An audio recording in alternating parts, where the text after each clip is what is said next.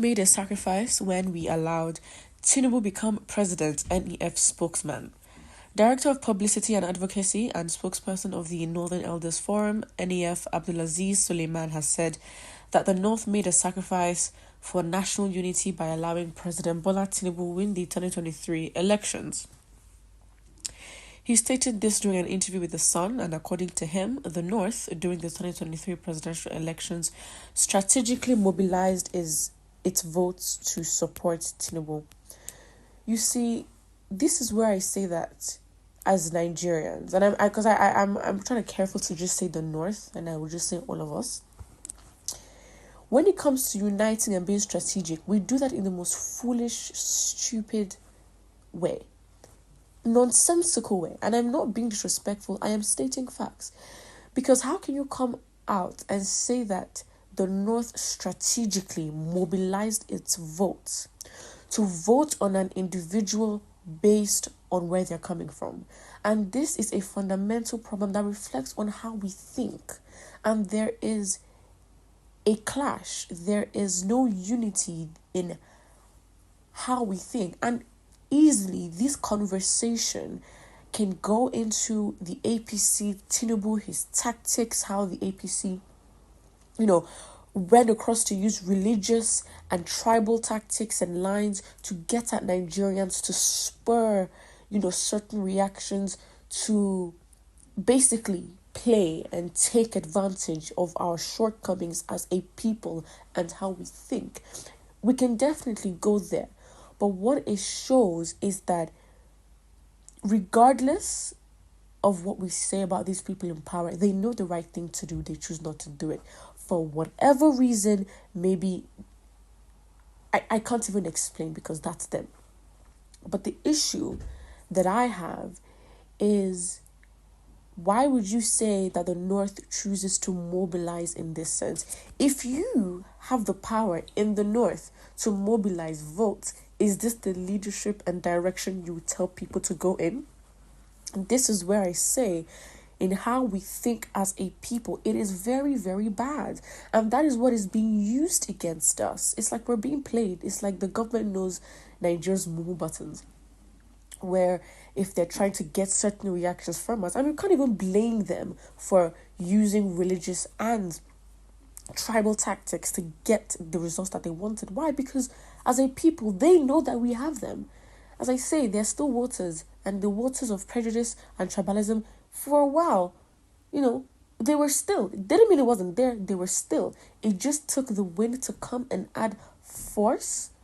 I don't even think they added a lot of force, but boom. And we are very reactive people and expressive people. So imagine the kind of chaos. But as a people, we thought that way.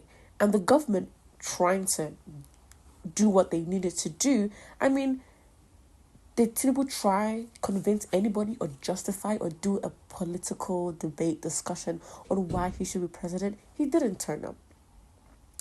Even his campaign at this point, to me, kind of felt shambolic, no effort at all. And, for someone to be confident to say it is my turn, darling, that statement does not connote that there needs to be any influence or contribution on your part to make it happen.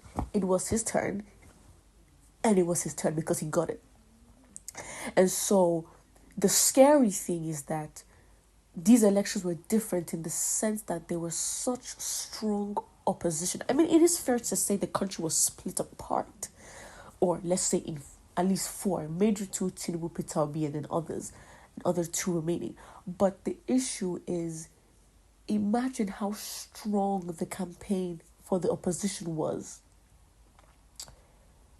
Regardless of how the people decided. And it's another proof that they will do what they want regardless of what we think, regardless of how we act, regardless of how we plan. And so what is now the way forward? I think the way forward is really changing the way that we think.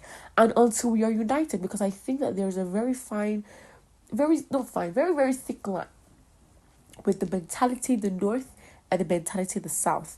And so if you see, the issue is these politicians are kind of foolish in a way to apply rules that they work within themselves and cast it on Nigerians. Because let's say within their groups, again, not in others forum, the governments and in those in governmental spaces, maybe yes, within themselves, they can have their agreement. Hell, they could have even planned who would win the next 4 elections, even after the 2027 elections. Great. The issue is the tactics and plans that you have discussed. How does it make sense to cast it on 200 million people and then say that we, the North, have mobilized our votes to make the South in place? You're not doing the South, the millions of people, a favor. What greater good are you talking about? We have no idea. So this just looks like within their small groups and circles, a plan that they made between themselves. And the North is going to do this, the South is going to do this. If within their plans they can definitely run on, tribal lines, then great. But one thing you need to know is that they are united, working against you. And my last point I would literally try to emphasize is, as Nigerians, we just need to be smart. We need to really reflect and see how we're being taken advantage of, especially in the way that we think. These people know our behaviors. These people have chosen to be the political space and have not left. They are united and they're working against you. Yes, they will put up a front that they're working against each other, they are parties, but you can definitely tell when it's time to align and think about their own good. Regardless of whatever they believe, they have shown they will unite against you and take advantage of how you think. And that's why I feel like as Nigerians, we need to work on ourselves as a people, work